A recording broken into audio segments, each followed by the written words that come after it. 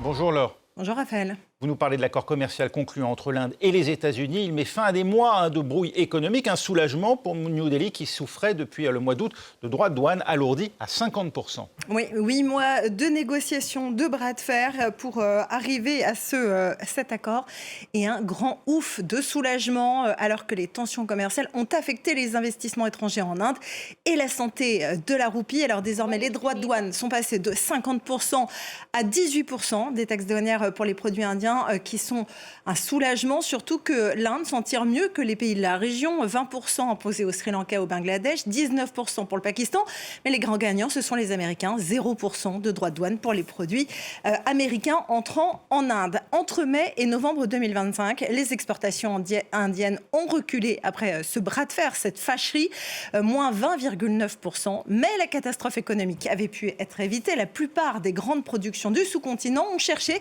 et trouvé d'autres débouchés vers d'autres pays. Ça reste malgré tout un soulagement parce que les États-Unis sont le plus gros marché à l'export de l'Inde avec 80 milliards de dollars d'exportation entre 2024 et 2025. Il y a des zones d'ombre dans ce traité, notamment la question centrale du pétrole russe que New Delhi s'est engagé à ne plus acheter. Oui, alors en fait, si on demande à Donald Trump et à Narendra Modi, c'est parfois difficile de savoir s'ils étaient à la même réunion et s'ils ont signé le même accord. Donald Trump, sur son réseau Truth Social, affirme que l'Inde a accepté d'arrêter d'acheter du pétrole à la Russie. Mais sur X, le Premier ministre indien Narendra Modi, lui, n'y fait pas référence. Et la Russie affirme ce mardi n'avoir aucune information concernant un éventuel arrêt des achats de pétrole russe par New Delhi. Et puis de nombreux analystes émettent des doutes. D'après, en fait, ce qu'il faut savoir, c'est que depuis le début de l'invasion à grande échelle de l'Ukraine par la Russie en février 2022. Moscou a cherché de son côté à écouler son or, vendu à prix bradé. L'Inde en a profité et fortement augmenté ses achats au point que le brut de la Russie représente environ un tiers de ses importations, que Delhi est même le deuxième acheteur de pétrole russe,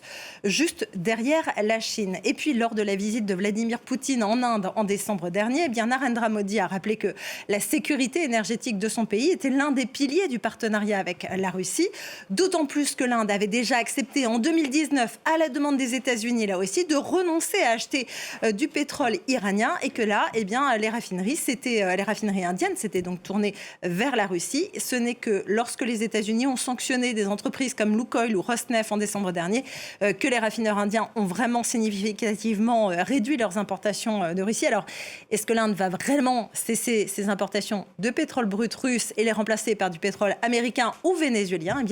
Ça reste à démontrer à ce stade, ça n'est pas très clair. Un autre point qui n'est pas clair, c'est la question des produits agricoles indiens. Font-ils ou ne font-ils pas partie de cet accord? Et bien là aussi, c'est le flou artistique. C'est l'un des points qui, d'ailleurs, ont fait capoter pendant des mois les négociations entre Washington et New Delhi. L'Inde en faisait une ligne rouge qu'elle ne voulait pas franchir pour pouvoir protéger ces 700 millions de petits producteurs, notamment pour le soja et pour les produits laitiers, l'une des demandes principales des États-Unis. Et d'ailleurs, l'Inde a écarté les produits agricoles de son accord avec l'Union européenne.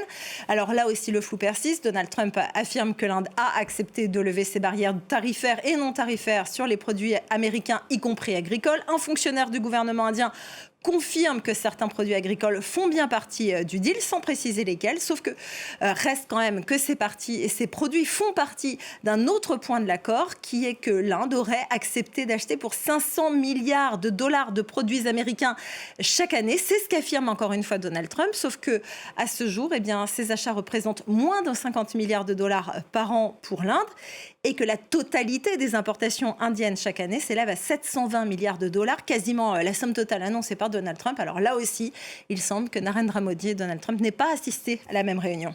Merci Laure, c'était l'économie avec Laure Manin.